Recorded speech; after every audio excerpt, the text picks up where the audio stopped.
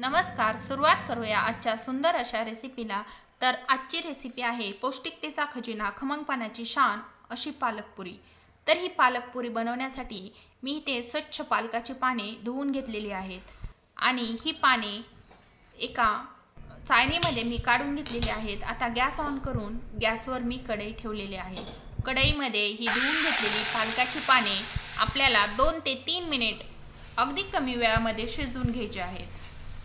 पहा, आता इथे पालकाची पाने मी कढईमध्ये टाकलेली आहेत। आता गॅस बंद करून ही पानं आपल्याला एका भांड्यामध्ये काढून घ्यायची आहेत। तर ही सर्व जी गरम केलेली पालकाची पानं आहेत ती आता थंड होऊ द्यायची आहेत। तर थंड होण्यासाठी एका भांड्यामध्ये मी ती काढत आहे। वाटल्यास त्याच्यामध्ये थोडंसं थंड पाणी टाकलं तरीही चालेल। पहा, लहान मुलं भाजी खात नाही तर त्यांच्यासाठी हा एक छान पर्याय आहे पुऱ्या बनवून त्यांना खायला देणे। तर हे पाणी मी तसंच ठेवलेलं आहे।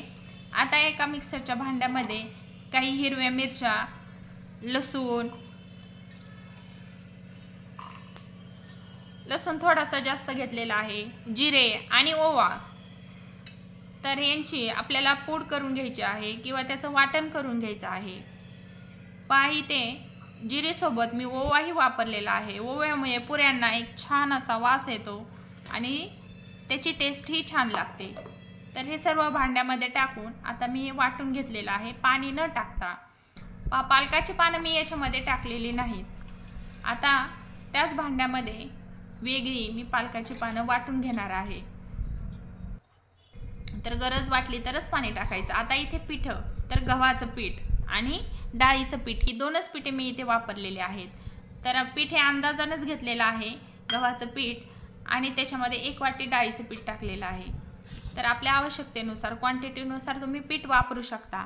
आता इथे वाटून घेतलेल्या मिरची, लसूण, जिरे आणि ओवा यांची पेस्ट मी त्याच्यामध्ये टाकलेली आहे। आता इथे आपल्याला हळद पावडर, त्यानंतर चवीपुरतं मीठ थोडंसं बेतानच टाकायचं कारण पालक थोडासा खारट असतो।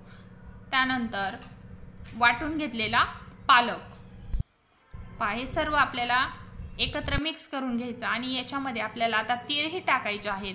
तर तिळामुळे सुद्धा पुऱ्या अतिशय छान होतात। तर मग अशी पालक शिजवण्यासाठी जे पाणी आपण वापरलं होतं तेच पाणी आपल्याला पीठ मळण्यासाठी वापरायचं आहे। ते पाणी अजिबात फेकू द्यायचं नाही। तर हे पाणी मी आता हे पीठ मळण्यासाठी वापरणार आहे। या पिठाचा छानसा गोळा तयार करून घेणार आहे। तो गोळा मी आता इथे तयार केलेला आहे। तर तयार केलेल्या गोळ्याला थोडंसं तेल लावून त्याला मऊ करून तो साईडला ठेवून दिलेला आहे।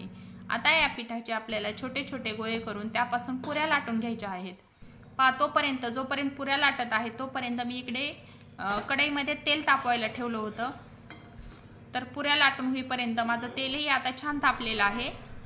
आता एक एक पुरी आपल्याला त्याच्यामध्ये सोडायची आहे। पहा, त्याचा अजिबात रंग बदललेला नाही आणि छान अशा पालकाच्या चविष्ट खमंग अशा पुऱ्या, झटपट अशी रेसिपी ह्या तयार झालेल्या आहेत।